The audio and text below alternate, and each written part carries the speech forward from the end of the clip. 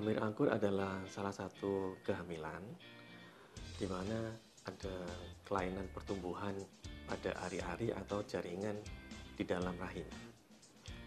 Angka kejadiannya sekitar 1 dari 1000 kehamilan. Hamil anggur ini biasanya timbul karena ada kesalahan pada saat pembuahan antara sel telur dan sperma. Biasanya karena kelainan pada genetik ya, penyebab utamanya. Kejadiannya itu paling sering bisa karena satu sel telur kosong yang dibuahi oleh satu atau dua sperma, atau dua sperma yang membuahi satu sel telur.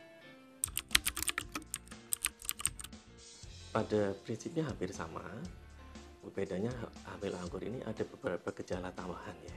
Misalnya perdarahan pada trimester pertama, perdarahannya bisa coklat kehitaman atau bahkan sampai kemerahan, mulai yang sedikit, spotting, bahkan ada yang seperti menstruasi. Beberapa hamil anggur ini disertai dengan keluarnya jaringan yang berbentuk kista yang mirip dengan anggur. Beberapa gejala tambahan lainnya bisa disertai dengan seperti kontraksi, nyeri perut pada bagian bawah, kemudian mual muntah, bahkan kelihatan lebih berat dibandingkan kehamilan yang biasa. Kadang disertai dengan gejala-gejala seperti penyakit hipertiroid, seperti pasien keluhannya berdebar-debar, kemudian gemetaran, kemudian beberapa disertai dengan kenaikan tekanan darah seperti pasien darah tinggi. Faktor risiko dari kehamilan hamil anggur ini adalah usia ibu. Jika hamil pada usia kurang dari 20 tahun, usia 20 tahun atau lebih dari usia 40 tahun, resikonya akan meningkat. Jadi pencegahannya adalah sebaiknya hindari kehamilan pada usia di bawah 20 atau di atas 40 tahun. Sebagian besar kita temukan hamil anggur ini ada pada trimester pertama, yaitu kehamilan kurang dari 14 minggu ya.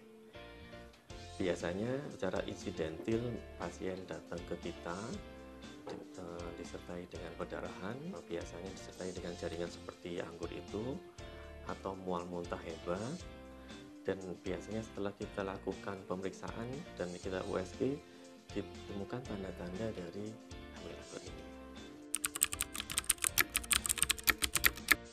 Setelah didiagnosis hamil anggur, pasien ini perlu kita rawat karena perlu kita lakukan pemeriksaan dan penanganan ya.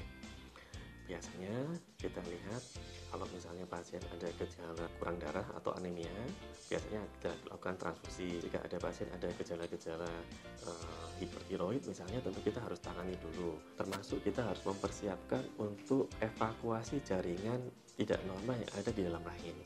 Biasanya dengan kuret hisap. Kuret hisap ini dilakukan di kamar operasi, pasiennya dibius, kemudian kita persiapkan untuk dilakukan kuret hisap ya, sampai bersih. Iya betul sekali. Jadi memang kita harus selalu melakukan pantauan secara berkala setelah dilakukan kuret hisap, karena ada risiko untuk terjadi berulang. Kemudian juga sel-sel yang tidak normal itu bisa menyebar ke organ yang lain, termasuk ke hati, ke paru-paru, ke ginjal, atau di tempat yang lain. Juga kita perlu memantau jangan sampai timbul keganasan atau kanker ya. Biasanya pemantauan ini paling sedikit 12 bulan setelah kuret hisap, atau paling sedikit 6 bulan setelah hormon kehamilan yang berhasil kita normalkan itu selama 6 bulan minimal ya, itu kita monitor. Secara umum setelah hamil anggur tidak ada larangan atau pantangan untuk berhubungan seksual ya, tapi kita selalu rekomendasi diberikan kontrasepsi karena kita mencegah kehamilan yang terlalu cepat, karena akan memicu timbulnya hamil anggur ini berulang, dan kita mencegah penyebaran serta mencegah jangan sampai menjadi kanker gitu. Hamil anggur ini ada dua macam ya. Yang pertama tipe yang komplit, yang kedua yang parsial. Bedanya kalau tipe komplit ini biasanya hamil anggur tetapi tidak ditemukan janin dari hasil USG maupun hasil patologi. Sedangkan untuk parsial itu kita temukan janin. Dari dua tipe ini kita biasanya monitor, jangan sampai ada kemungkinan akan berkembang lebih jauh ke arah penyakit-penyakit yang lain yang kita namakan PTD atau persistent tromboblastic disease, atau bahkan akan menjadi tipe yang kanker atau kordiokarsinoma. Perawatannya sama, kita lakukan kuret hisap sampai bersih, kemudian dilakukan pemantauan secara berkala sampai kurang lebih 12 bulan.